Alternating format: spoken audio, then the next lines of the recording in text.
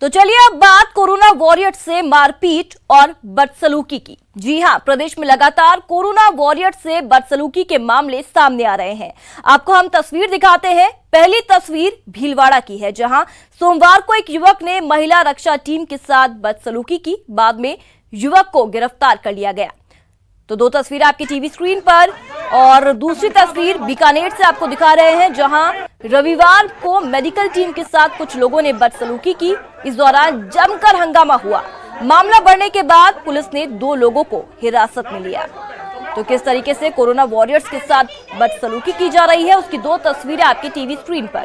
पहली तस्वीर भीलवाड़ा से, तो वहीं दूसरी तस्वीर आपको बीकानेर से दिखा रहे हैं, जहां पर कोरोना वॉरियर्स जो अपनी जान जोखिम में डालकर दिन रात मेहनत कर रहे हैं, लगे हुए हैं, उन्हीं के साथ बदसलूकी की गई।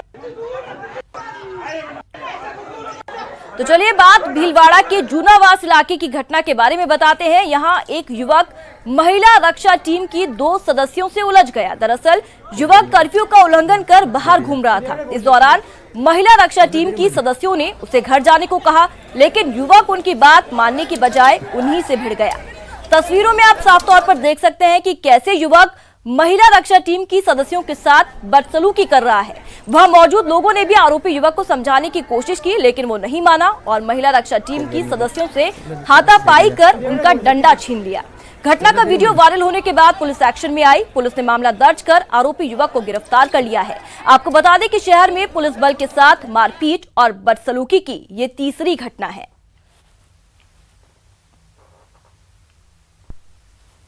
तो वहीं प्रदेश में कोरोना वॉरियर्स के साथ हो रही मारपीट और बदसलूकी पर यूडीएच मंत्री शांति धारीवाल का कहना है कि आरोपियों के खिलाफ एफआईआर दर्ज की जा रही है और सरकार ऐसे लोगों के खिलाफ सख्त से सख्त कार्रवाई करेगी।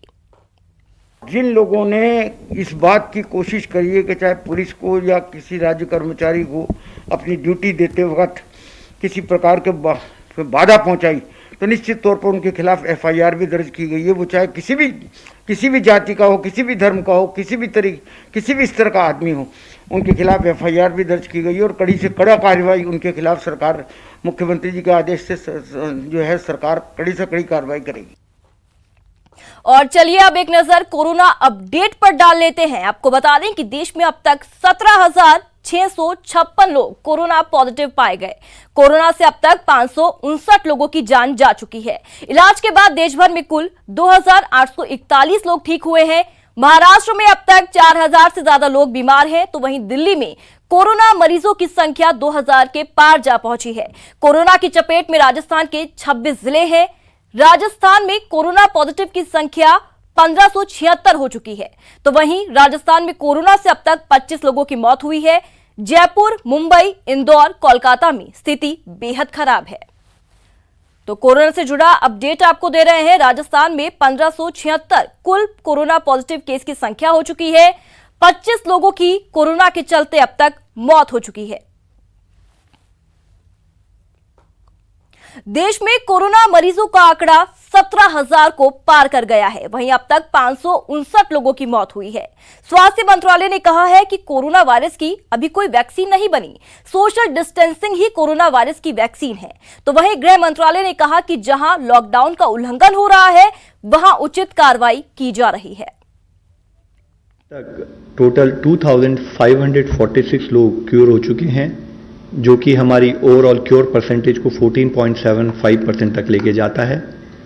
कल से एडिशनल कंफर्म केसेस देश में 1,553 आए हैं, which takes the total number of confirmed cases in the country to 17,265। Last 24 hours में 36 न्यू डेथ्स भी रिपोर्ट हुई हैं। उस G20 के स्वास्थ्य मंत्रियों की कल एक वीडियो कॉन्फ्रेंस के द्वारा मीटिंग हुई, जिसमें कोरोना वायरस से निपटने के लिए कोऑपरेशन और कोलैबोरेशन के इशू पर डेलिब्रेट किया गया। माननीय मंत्री जी ने इन टेस्टिंग टाइम्स के दौरान सभी मेंबर स्टेट्स के साथ मिलकर काम करने के लिए भारत के कमिटमेंट को जाहिर किया। उन्होंने कहा कि भारत G20 के देशों के साथ मिलकर वैक्सीन डेवलपमेंट और ड्रग डेवलपमेंट पर काम करना चाहेगा। हम सभी को पता है कि इस बीमारी की कोई अभी तक वैक्सीन नहीं है। इसकी अब केवल एक ही वैक्सीन है जो हमें सबसे ज्यादा इफेक्टिव सपोर्ट करती है, वह है सोशल वैक्सीन यानी सोशल डिस्टेंसिंग।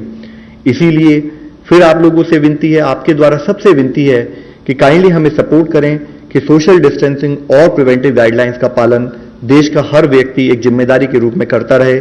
कुछ जिलों में भी लॉकडाउन नियमों के उल्लंघन के कुछ मामले सामने आए हैं जो स्वास्थ्य के लिए गंभीर खतरा पैदा कर सकते हैं। कुछ जिलों में कोविड-19 के संक्रमण की स्थिति गंभीर है या गंभीर होती जा रही है, जैसे राजस्थान में जयपुर, मध्य प्रदेश में इंदौर, महाराष्ट्र में मुंबई और पुणे, पश्चिम बंगाल में कोलकाता, हावड़ा, 24 परगना नॉर्थ, मेदिनीपुर ईस्ट, दार्जिलिंग, जलपाईगुड़ी और कालिम्पोंग। इन चारों राज्यों के प्रभावित जिलों का ऑन द स्पॉट आंकलन करने के लिए आपदा प्रबंधन अधिनियम 2005 के अंतर्गत गृह मंत्रालय ने 6 इंटर मिनिस्टीरियल सेंट्रल टीमों का गठन किया है। ये टीमें अपने निर्धारित स्थान पर पहुंच चुकी हैं। तो बड़ा अपडेट आपको दे दें, राजस्थान में कोरोना के मामले बढ़ते जा रहे हैं। राज्य में कोरोना पॉजिटिव की संख्या 1576 हो गई है। सोमवार को 98 नए पॉजिटिव केस मिले थे, तो वहीं प्रदेश में कोरोना से अब तक 25 लोगों की मौत हुई है। जयपुर में कोरोना के सबसे ज्यादा 585 केस अब तक सामने आए हैं। तो राजस्थान से जुड़ा अपडेट आपको दे रहे हैं। राज्य में कोरोना के पॉजिटिव केसेस की संख्या 1576 हो चुकी है। 98 नए पॉजिटिव केस सोमवार को मिले हैं। प्रदेश में कोरोना से अब तक 25 लोगों की मौत हुई है, तो वहीं जयपुर में कोरोना के सबसे ज्यादा केसेस मिले हैं, 585 केस। तो आप देख सकते हैं मैप के जरिए कहां पर क्या कुछ स्टेटस है वो आपको बता रहे हैं। प्रदेश में कुल केस 1576 है और 25 लोगों की मौत हुई है। बांसवाड़ा में 61 केस, जैसलमेर में 32 केस, भरतपुर में 102 केस, झुंझुनू में 39 केस, भीलवाड़ा में 28, जोधपुर में 321। और इसी खबर पर ज्यादा जानकारी के लिए हमारे साथ हमारे सहयोगी सचिन शर्मा फोन लाइन पर मौजूद हैं। सचिन, हम देख सकते हैं कि राज्य में तेजी से कोरोना पॉजिटिव केसेस और संक्रमितों की संख्या बढ़ती जा रही है। आपसे फटाफट स्टेटस जानना चाहेंगे। देखिए जयकृति, यदि बात करें पूरे प्रदेश की तो 576 पॉजिटिव अब तक कुल सामने आ चुके हैं जी। ये अगर दस्तक की बात करें कोरोना की तो 26 जिलों में कोरोना अब तक दस्तक दे चुका है और प्रदेश में अब तक 25 मौतें कोरोना से दर्ज हुई हैं। जहां तक बात करें हम रोजाना आने वाले केसेस की तो जयकृति एक बड़ा गंभीर विषय है कि रोजाना 100 से करीब 125 के आसपास जो है पॉजिटिव रोजाना आ रहे हैं और इसी के चलते जयपुर में जो ये आंकड़ा है करीब 600 के आसपास पहुंच चुका है। 585 ये आंकड़ा हो गया है, जबकि जोधपुर में 300 को क्रॉस करते हुए 321 का पॉजिटिव का आंकड़ा, इसमें हमने ईरान के 61 लोग भी शामिल कर लिए हैं। तो ऐसे में करीब 325 पॉजिटिव जोधपुर में है। इसके अलावा कोटा, भरतपुर की बात करें तो यहाँ भी जो 100 का आंकड़ा है ये पार कर चुके हैं और 106 कोटा में, भरतपुर में 102। साथ में टोंक में बात करें तो टोंक में भी जो है करीब 100 के आसपास आंकड़ा पहुंच चुका है। 96 पॉजिटिव यहाँ अब तक आ चुके हैं। तो जयकृति देखने वाली बात यह है कि जो 5 जो हॉट स्पॉट जो रेड जोन में जो हमारे जिले हैं वहाँ बहुत तेजी से अभी भी लगातार पॉजिटिव केसेस आ रहे हैं। इसके अलावा जो अन्य जिले हैं उनमें चाहे नागौर हो, चाहे झुंझुनू हो या फिर झालावाड़, यहाँ पर भी एक एक करके केसेस सामने आ रहे हैं।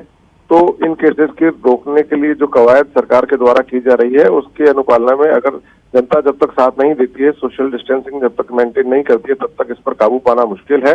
इसके अलावा एक अच्छी बात यह है कि ICMR ने 2 जो प्राइवेट लैब हैं उनको यहाँ राजस्थान में मंजूरी दे दी है। एक महात्मा गांधी मेडिकल यूनिवर्सिटी की सेंट्रल लैब और दूसरी डॉक्टर बी लाल पैथ लैब को मंजूरी मिली है, जिसमें कोरोना की जांच की सुविधा। जी बिल्कुल सचिन, ये बहुत ही महत्वपूर्ण जानकारी आपने दी। फिलहाल आपका शुक्रिया। तो कोटा में 2 महिलाओं की अचानक तबीयत खराब होने से उनकी मौत हो गई, तो वहीं डॉक्टर्स ने दोनों को संदिग्ध मानते हुए दोनों के कोरोना की जांच के लिए सैंपल भेज दिए हैं। फिलहाल महिलाओं के शवों को MBS अस्पताल की मोर्चरी में रखवाया गया है। बता दें, इससे पहले भी 2 लोगों की मौत के बाद कोरोना के सैंपल लेकर जांच करवाई गई थी, जिसमें से मौत के बाद एक महिला की रिपोर्ट पॉजिटिव आई थी।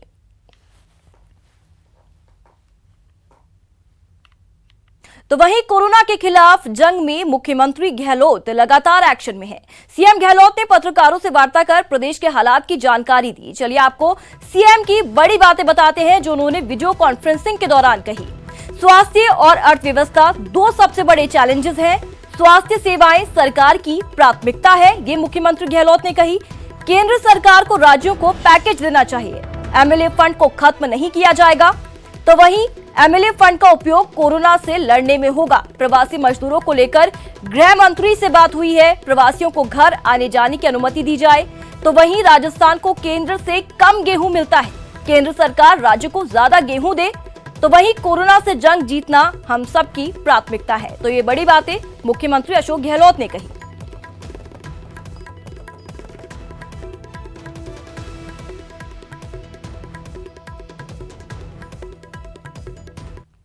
माननीय प्रधानमंत्री जी को सुना चुका हूं, पत्र लिख चुका हूं, मीडिया के साथियों के माध्यम से कन्वे कर चुका हूं और आज गृह मंत्री जी को खुद को मैंने कहा है। उन्होंने कहा कि मैं आज अधिकारियों से बात करके कल आपको बताऊंगा। मैं उम्मीद करता हूं कल जवाब आएगा उनका तो सकारात्मक आना चाहिए। इस रूप में मैं चाहता हूं राजस्थानी प्रवासी लोग तकलीफ में नहीं रहे, मानसिक वेदना भुगतनी पड़ रही है, चिंता में है, डिप्रेशन में जा रहे हैं, ऐसी स्थिति नहीं बननी चाहिए। तो आसाम, बंगाल, छत्तीसगढ़, मध्य प्रदेश और गुजरात तमाम करीब एग्री हो गए हैं और 4000 बच्चे हमारे राजस्थान के अपने हैं, उनके लिए व्यवस्थाएं कर दी गई है। वो जाने लग गए हैं कोटा से और वो लोग भी चले जाएंगे। तो एक कोटा का जो चैप्टर था वो हो गया, समाप्त हो गया। अब जब कोरोना की स्थिति बनी है उसके बाद में गेहूं की उठाव ज्यादा हो गया है, तो जो गेहूं मिलता है भारत सरकार से वो भी पूरी तरह डिस्ट्रीब्यूट नहीं हो पाता है, कम पड़ता है। ये बड़ी एक चुनौती हमारे सामने है। हम चाहते हैं भारत सरकार को चाहिए कि जिस प्रकार से जितने एक्सपर्ट हैं देश के अंदर, इकोनॉमिस्ट हैं, वो लिख रहे हैं कि गेहूं के गोदाम भरे पड़े केंद्र के पास में, रबी की फसल के बाद में अब गेहूं और आने लग जाएगा, तो भारत सरकार को चाहिए कि उसका पूरा उपयोग करे और कोई व्यक्ति गेहूं से वंचित नहीं रहे। कोरोना के खिलाफ जंग में यूडीएच विभाग पूरी मुस्तैदी के साथ जुटा है। शहर और ग्रामीण क्षेत्रों में सैनिटाइजेशन का काम बदस्तूर जारी है। न्यूज 18 राजस्थान से एक्सक्लूसिव बातचीत में यूडीएच मंत्री ने विभाग के कामकाज के बारे में बताया, साथ ही कोरोना पर अटैक का एक्शन प्लान भी समझाया। यूडीएच मंत्री से बातचीत की हमारे संवाददाता लवली वधवा ने। राजस्थान में मॉडिफाइड लॉकडाउन लागू हो चुका है, लेकिन इसके बावजूद भी राजस्थान के तमाम नगरीय निकाय, स्वायत्त शासित संस्थाएं आम लोगों की सेवाओं में लगातार और तत्पर तरीके से जुटी हुई है। राजस्थान के अंदर स्वायत्त शासन, नगरीय विकास और तमाम तरह से सरकार किस तरह से लोगों के लिए काम कर रही है, खास बातचीत के लिए हमारे साथ मौजूद हैं नगरीय विकास, आवासन, स्वायत्त शासन मंत्री शांति धारीवाल जी। धारीवाल जी से बात करने की कोशिश करते हैं। धारीवाल जी, किस तरह से हम लोग काम अभी भी लगातार आगे बढ़ा रहे हैं और जरूरत नगर निकायों का जो मुख्य काम था वो ये था सैनिटाइजेशन का। तो जितनी भी नगर पालिकाएँ हैं, नगर परिषदें हैं, नगर निगम हैं, उनमें हमारा 13 मार्च से, आज से नहीं 13 मार्च से जब इसकी शुरुआत ही हुई थी, तब से हमने सैनिटाइजेशन का काम चालू किया था। और ये जो आपका केमिकल है, सोडियम का जो केमिकल है, इसकी उपलब्धता हर नगर पालिका को करवाई और उसका नतीजा ये रहा कि जहाँ जहाँ पर भी जो है सैनिटाइजेशन हुआ है उसका काफ़ी कुछ अच्छा असर पड़ा है। इस कोरोना वायरस से जो है काफ़ी रुकावट आई है। इसके अलावा भी नगर पालिका के जितने भी कर्मचारी हैं, सफाई मजदूर से लेकर के ऊपर तक के सबके कर्मचारियों को हमने 1,000 रुपया नगर पालिकाओं की तरफ से दिया, ताकि वो सैनिटाइजेशन का भी अपना इंतज़ाम रखें, वो और जो मास्क वगैरह वगैरह वगैरह जो कुछ भी है वो खरीद लें और अपने को सुरक्षित रखने के लिए कुछ पैसे की जो ज़रूरत आदमी को होती है वो पैसा हमने उपलब्ध करवाया। आश्रय स्थलों पर जो गरीब आदमी आश्रय स्थल में रह रहा है, नगर पालिकाओं को ये आदेश दिए कि प्रत्येक व्यक्ति पर 100 रुपये का खाने का खर्चा जो है वो उनको दिया गया है नगर पालिकाओं को, ताकि जो है उनको भोजन वगैरह दी जाए। इसके अलावा भी नगर पालिकाओं ने को ये आदेश भी दिया गया कि लाखों की तादाद में उन्होंने कच्ची सामग्री भी बांटी है। कच्ची सामग्री बांट करके जो है जिन लोगों को ज़रूरतमंद थे, साफ ये हो सकता है कि कहीं ना कहीं कोई शिकायत आ रही हो, यहाँ माल नहीं पहुँचा, कच्ची सामग्री नहीं पहुँची, लेकिन ज़्यादातर मैं ये समझता हूँ कि 80% से भी ज़्यादा लोगों के पास कच्ची सामग्री नगर निकायों के द्वारा पहुँचाई गई है। कैमरा पर्सन विक्की जायसवाल के साथ लवली वधवा, न्यूज़ 18 राजस्थान, जयपुर। जहां लॉकडाउन केंद्र सरकार के ऐलान से पहले हो चुका था, प्रदेश में ऐसा पहली बार हुआ है जब कोरोना संकट की वजह से जिंदगी की रफ्तार पर पूरी तरह से ब्रेक लग गया। कामकाज भी पूरी तरह से ठप हो गया, चारों तरफ सन्नाटा फैल गया और लोग अपने घरों में कैद हो गए।